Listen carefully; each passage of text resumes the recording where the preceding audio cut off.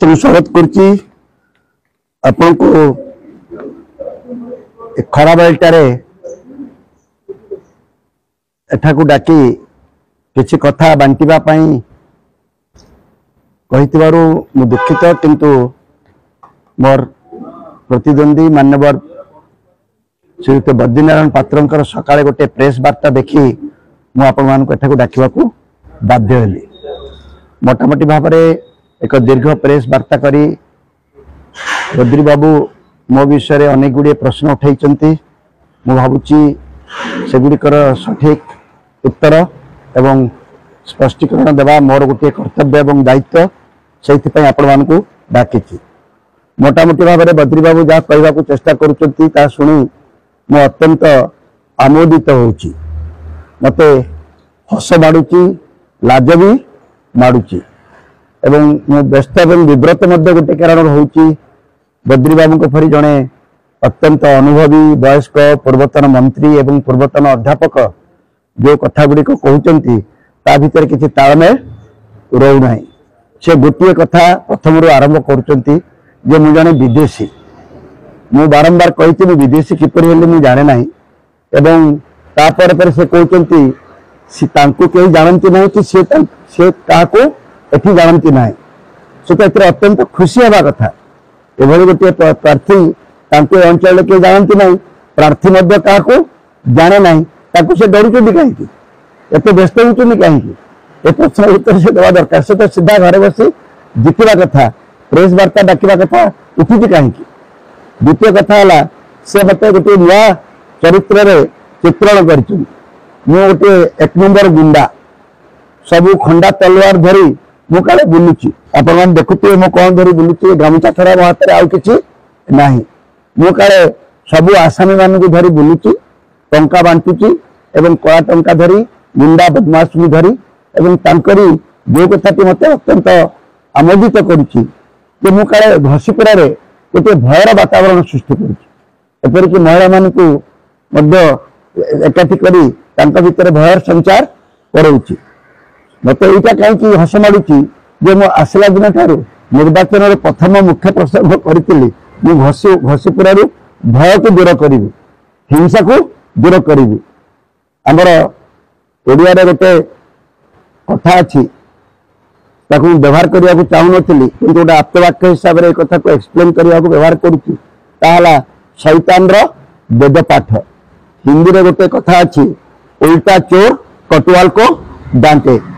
भयर वातावरण बद्री बाबू सृष्टि करते दीर्घ 20-25 वर्ष धरे गुंडा बदमाश एवं असामाजिक व्यक्ति एवं हिंसा को आश्रय करी बा व्यवहार करी राजनीति को एभली करते जहाँफल कि एठी समस्त भीतर गोटे अशांति थिला एवं उल्टा बर्तमान कहते 10-15 दिन भितर शांत घसीपुरा को अशांत करदे समस्त को भयभीत करदे खंडा तलवार धरी करें। मु भावुची जो मैंने मत मुझे क्या जानी नी के नी जो घसीपुरावासी मत देखुंट मो पक्षे कौ मैंने मुंडा आ कौ मैंने तलवार धरी कौ मैंने हथियार धरी सबुठ हास्यास्पद कथा है काले काली मध्यरात्रि पर 2 घंटा पर मोर जड़े लोक आक्रमण करने को बसी बद्री बाबू को आक्रमण करने को हत्या करने को जाइथिबा व्यक्ति गोटे निश्चित भाव में अत्यंत दुर्दांत हो जे कि 25टी हत्याकांड घटाइबार मुख्य सूत्रधर जे कि राजनैतिक प्रतिद्वंदी मान हत्या करी एभली भाव में भयर वातावरण सृष्टि करके हत्या करने सौम्य पट्टनायक लोक जोगाड़ करदेला यहाँ आलोचना कला बेलू मत हस माड़ुची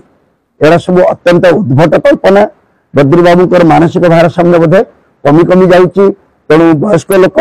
मत से 70 वर्षिया टका बोली कहते ये किंतु 85 वर्षिया टका किसी कम मानसिक चापरे नहांती से दृढ़ प्रतिवाद करुच्ची खंडन करुच्ची राजनीति करिवार जदि अच्छी सम्मुख लड़े हो मु बारंबार आह्वान करिछि ए विषय रे आलोचना हो। आज से गुंडा बदमाश कथा कहते टंका बांटिबा कथा कहते जी बसंत चक्र को पिटी थिला जो कि मु थाना को जाइथिली जो अशांति थाना घेराव होता अतीत अन्य कार्यक्रम खलनार जो सेठी परिवार को जो प्रकार चापर बशवर्ती कर पुणी मिछ केस रे फसाई जाइतला आज पर्यंत से बेल पाई हाईकोर्ट आदेश को अवमानना करी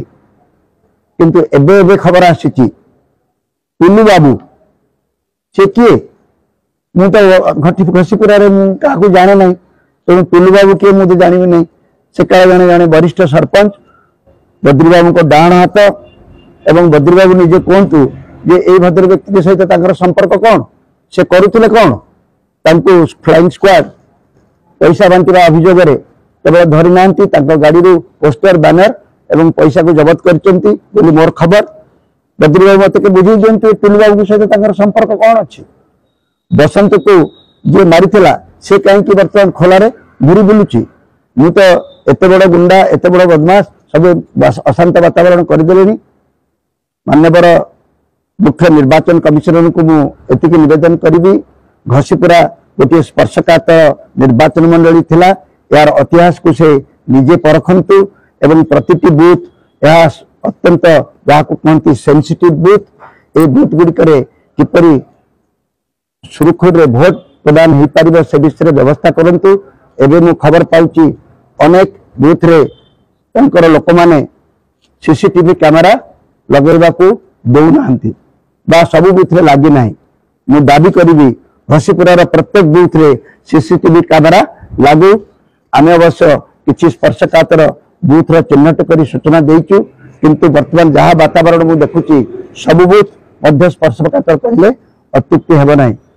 निर्वाचन कमिशनर को मोर छोटिया गोटे आह्वान जदि घसीपुरा रे से बिना रिगिंग रे सुरक्षित रे निर्वाचन करईदेवे ताहले मु भावी सी गोटे सुरक्षित निर्वाचन हला बोली भातहांडी गोटे चिपिले जमी सब कथा जना पड़े घसीपुरा निर्वाचन टी जदि पूरा शांतिपूर्ण भाव में बिना बूथ कैप्चरिंग बा रिगिंग रे हो पारिछि ताहले मु निर्वाचन कमिशन को अभिनंदन जणैबी।